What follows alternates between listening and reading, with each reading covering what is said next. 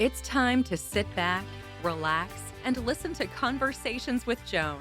Conversations with Joan will inspire, motivate, and empower you. Live your best life now. Listen, learn, think, and decide. And now, here's your host, Joan Herman. Welcome to Change Your Attitude, Change Your Lives, Conversations with Joan. I'm Joan Herman. Thanks for tuning in. Conversations with Joan focuses on topics that are important to your life, from health and wellness to professional development to personal well-being. Change makers join me to share their insights, tips, and strategies so you can thrive and live your best life now. Thank you for taking time for yourself, and thank you for letting us be a part of your life. Now, let's start talking.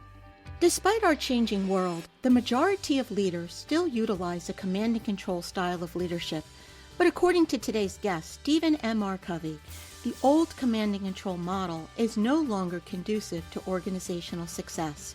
Stephen joins us today to discuss a leadership style that he contends will allow for increased productivity and improved company culture. Stephen is the author of The Speed of Trust and the newly released Trust and Inspire, How Truly Great Leaders Unleash Greatness in Others. He's the former president and CEO of the Covey Leadership Center, and he co-founded and currently leads Franklin Covey's Global Speed of Trust practice. Welcome, Stephen. Thank you so much for joining us. Thank you for having me, Joan. I'm excited to have this conversation. Stephen, you believe that the old command and control leadership style is now outdated. For those who may not know what that is, can you give us a brief explanation of how those leaders behave? Yeah, it's just kind of the traditional way of leading, kind of like I'm the boss and I'm in charge. I manage people and things kind of in a similar way. The focus is on efficiency but you're really not tapping into the potential, the talent that's inside of people. You're managing people and things almost in the same way versus the idea of manage things and lead people. The focus tends to be heavy just kind of on motivation. So heavy carrot and stick motivation, more sticks, which is fear-based, more carrots, which is kind of, hey, I'll try to provide these incentives to get you to do things. And so it's kind of been the traditional model really since the advent of the Industrial Revolution. We moved into an authoritarian command and control. And over the years, we've gotten more enlightened. We've added things like kindness and a focus on people, but we haven't shifted the paradigm. So it's more the kind of the traditional hierarchical position-based approach to managing organizations and to managing people. That's the idea of command and control. Do you think the root of that is that if we believe if we're not tough, then we're weak? I think there's a lot to that, Joan. I really do. That it's part of the paradigm is that, good leadership means you're strong, you're tough, and if you're not, then you're weak. And if you're vulnerable, then that means soft. And if you're empathic, that's not strong enough, that type of thing. There is a much to that mindset of kind of the positional leader that's just strong and tough, as opposed to open and authentic and vulnerable and empathic. Now, the interesting thing is that the strongest form of leadership is actually what I'm calling this trust and inspire. Mm-hmm. So you can be strong without being forceful. See, the command and control tends to be more forceful. Hey, it's my way or the highway. This is how you do it. I direct, I tell people what to do. I bark out the orders. And still, for all the progress we've made, the data shows that about 9 out of 10 organizations are still operating in some form of command and control approach as a predominant leadership style. You're right. I think you have identified a key issue. Well, and that's something that women have struggled with, because if we're not tough, then, we're weak. And sometimes we end up overcompensating to try to be tougher so that we can have some type of authority. Do you think that this impacts men and women differently in the workplace? I think this style is vital for both men and women. I do agree that there's been some historical premise and bias that a woman needs to show this because of how society has viewed roles in the past. But I think that's all shifting right now. Everything is shifting and changing to where this is going to become more apparent that this kind of leadership, this what I'm calling trust and inspire, in contrast to command and control, is far more vital, more relevant, and I'm going to even submit stronger than the old command and control model. It's a paradigm shift, but people are going to find this more relevant because everything's shifting and changing. Technology, the pace of change, the amount of change, the type of change, it's unprecedented. We have as many as 5 generations in the workforce today. And these younger generations, Gen Z, millennials, and even the upcoming alpha generation, they have completely different expectations of how they want to be engaged and led. And then now the workplace is changing, where you have work from home and remote and hybrid work options that we didn't have before. And people have choices and options. So I can live here and work there. I have options and choices. And so at the end of the day, people don't want to be managed, but people do want to be led, and they want to be trusted. They want to be inspired. So I think this is going to become the universal form of leading, whether female, male, a better way to lead in a new world of work. Well, trust was always an issue for leaders because, they always had that babysitting mentality that they had to be on top of their employees in order for the employees to get the job done, which I never really understood. But do you think the pandemic and the work from home it forced leaders to have to trust their employees? I think it accelerated a whole lot of trends that were in place, but it leapfrogged it to where it increased it dramatically so quickly. And it did put people into a situation where, hey, people are working from home. And maybe in the past, a company hadn't considered that option. They might have had a variety of reasons why they couldn't. But for many of them, one of the real reasons was that they're not quite sure they can trust their people. Are they going to really do the work? Or are they going to be goofing off or daydreaming, whatever? So I do think it put people into that situation where they have to decide, do I trust them or not? But here's the interesting thing, John, is that while during the pandemic, a lot of organizations went to some type of remote work, still many organizations still didn't trust their people. They were just now being micromanaged from a distance. And we saw the rise of so-called productivity software, which for many people looked and felt like surveillance software. There's tracking your keystrokes and your location that kind of screamed to people, or at least the perception was that you don't trust me. And so, yes, it kind of amplified where you were. For those that did trust their people and they're now working from home and they trusted them before and now they trust them in this new environment, that they actually increased the trust. But for those that kind of didn't really trust their people to begin with, and now they're in a remote environment, the people were just working remotely but still felt distrusted and micromanaged from a distance. So it amplified whatever people were to begin with. Do you think those are the companies that are forcing their employees to return on site? Because if productivity didn't go down and employees are doing well, why would they then force them to have to return to the office? Yeah, I think that there's a lot to this. And I think there are some situations where that is being a command and control type of approach.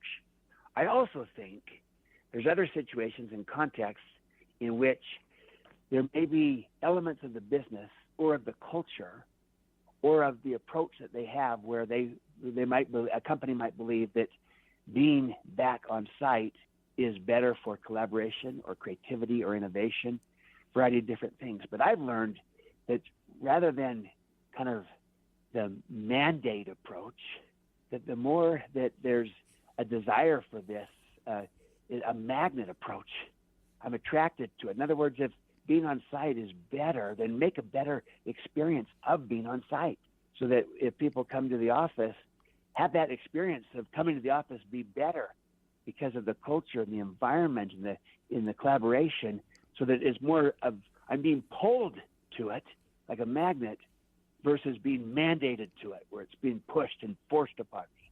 And so, again, I don't want to judge any particular company because there are different contextual considerations for an organization. I talked with one CEO that he says, yes, I know there's data generically that shows that productivity remains high, but it's not as true with us in our situation, and we're not as creative. So we're trying to come back together. But people they like having some autonomy that they've gotten on this other approach. So many are moving to some type of hybrid or intentionally flexible, which is all a good thing. But there might be situations where being together could be a better approach. So it's not a one-size-fits-all.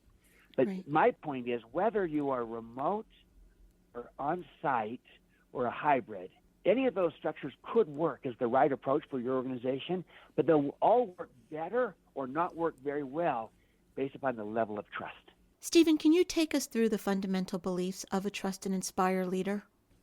Absolutely. And I'm glad you asked this, Joan, because this is where it begins. How you view people as a leader and how you view leadership. These fundamental beliefs comprise collectively your paradigm.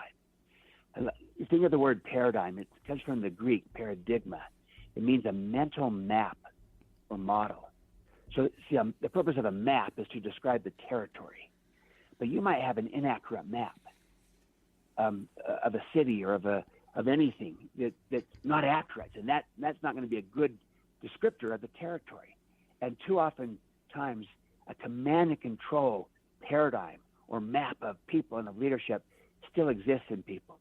So these fundamental beliefs is a more complete map, a more accurate map of people and of leadership. And there's 5 of them. I'll just name them quickly. First, I believe that people have greatness inside of them. So if I buy that belief, my job as a leader is to unleash their potential, not to try to control them. Second, I believe that people are whole people, meaning body, heart, mind, spirit, and they bring their whole selves to work. So if I buy that belief, my job as a leader is to inspire, not merely motivate. So those first 2 beliefs are how I view people. They're whole people with greatness inside of them.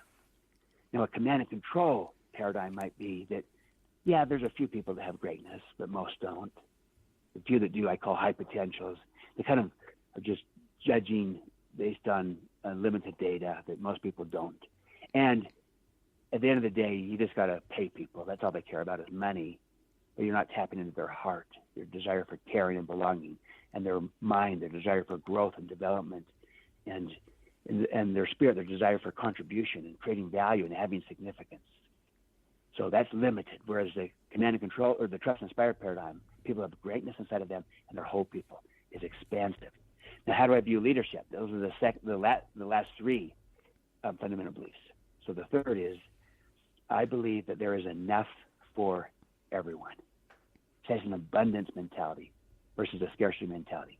So if I buy that belief, my job as a leader is to elevate caring above competing. Yes, let's compete in the marketplace, but let us care and collaborate in the workplace. Fourth, I believe that leadership is stewardship. It's about responsibility, not rights, influence, not position. So if I buy that belief that leadership is stewardship, my job as a leader is to put service above self-interest. It's a better way to lead. I like to say it this way: seek to bless, not to impress. And finally, number 5, I believe that enduring influence is created from the inside out as opposed to outside in. So my job as a leader is to go first. Someone needs to go first. Leaders go first. And they model the behavior that they would like to see.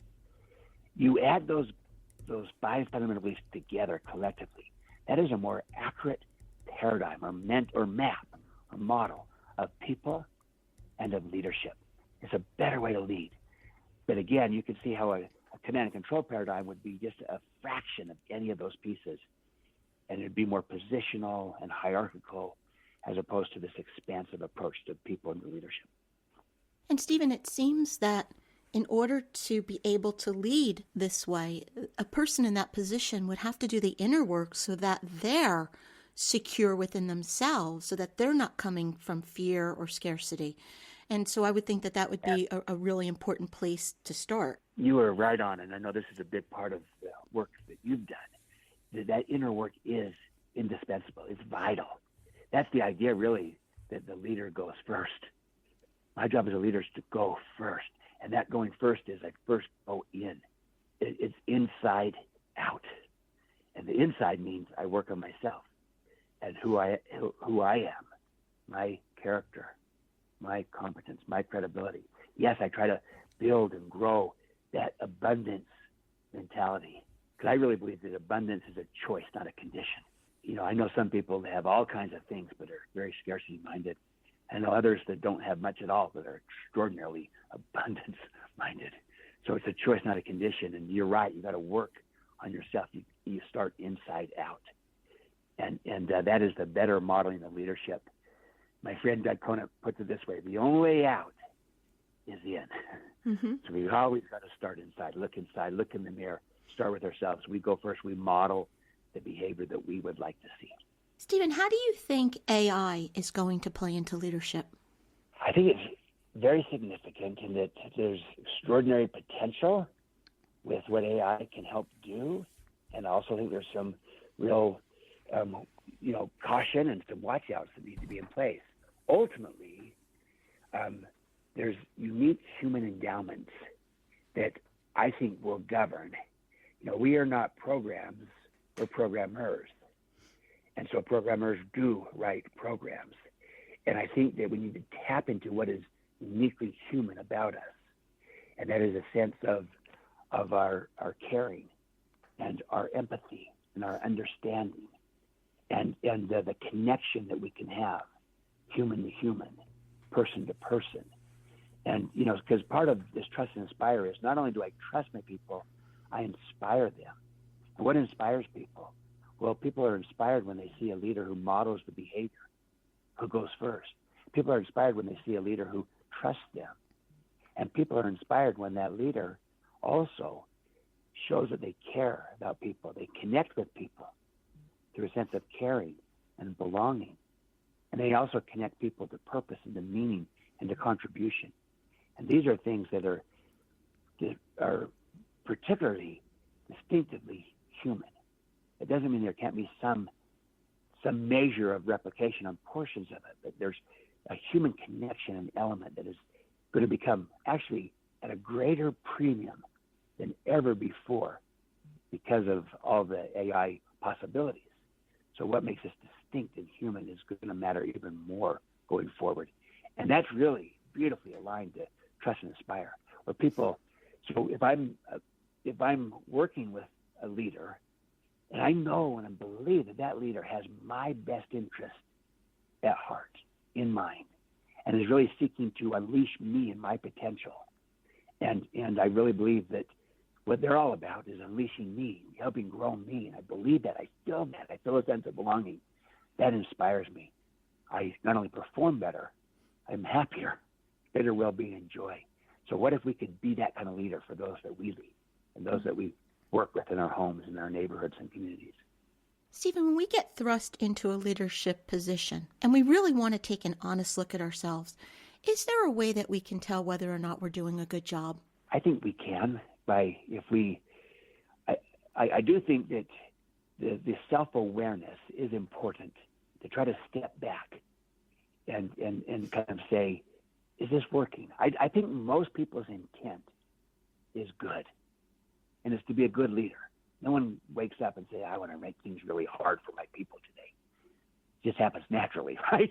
but instead, people want to do good and they want to make a difference. So sometimes stepping back and really saying, is it working? How am I coming across? How are people experiencing me?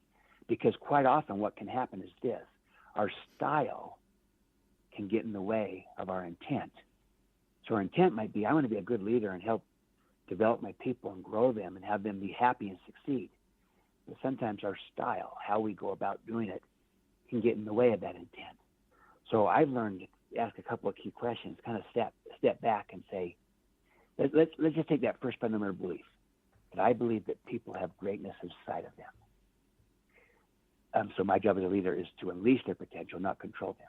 So a question might be this, that I would ask myself: how do those who I lead or serve experience me in terms of seeing and developing their potential? So it's one thing if I say, yeah, I believe people have the greatness inside of them. How do those who I lead see me in terms of their potential and their greatness? Do they say, hey, my leader, my boss really believes in me, sees my potential, and I feel it coming from them? Or maybe do they not? It's kind of a good test of how am I coming across? How do I show up? How do people experience me? And I would do that for all 5 of those fundamental beliefs. I'd look at the belief, and I might say, that's my intent, but how am I coming across? Do I really treat people as if they have greatness? Do I really see people as whole people? Or is it just all about money only? Do I really try to see people as do I have an abundance mentality, or do you view me as scarcity where, I want the credit, and so forth? So it's kind of a good test of how am I showing up? How do people experience me? And you could ask that of yourself, step back. But sometimes it might be helpful to ask maybe your people, or maybe at least one of them that you have a good relationship with, of here, my intent is good, but how am I coming across? Is this working? The book is Trust and Inspire, How Truly Great Leaders Unleash Greatness in Others. Stephen, where can our listeners go to learn more about you and your work? Yes, well, we have a website called trustandinspire.com, and that's A-N-D, trustandinspire.com. And there's great tools there, resources, ideas of this book, and some videos and other things that you can go deeper with this and apply this. And we really have found that this is not just kind of a theory, but it's really practical and tangible and actionable. And most people are kind of becoming clear that command and control doesn't work very well anymore in this new world where people have choices and options. Because if people don't feel trusted and inspired, they're going to go elsewhere. So command and control doesn't work, but people are less clear about what they need to move toward. I'm trying to name it trust and inspire in contrast to command and control. So I'd say the best place to learn more, trustandinspire.com. You can get the book there if you're interested as well, and other tools. And once again, that website is trustandinspire.com. Stephen, thank you so much for joining us. Thanks, Joan. It's wonderful to have this conversation with you. Thank you. Thank you for joining us. I hope you found the show informative. At Change Your Attitude, Change Your Life, we believe that knowledge is power. Take what you've learned, apply it, and live your best life now. Remember that the information provided is the opinion of our guests and should never replace the advice of a professional who knows your personal situation. If you'd like more information, visit our website, cyacyl.com. That stands for Change Your Attitude, Change Your Life. While on the site, listen to past shows on demand, read our digital articles, and be sure to subscribe to our mailing list. Until next time, this is Joan Herman. Thanks for tuning in.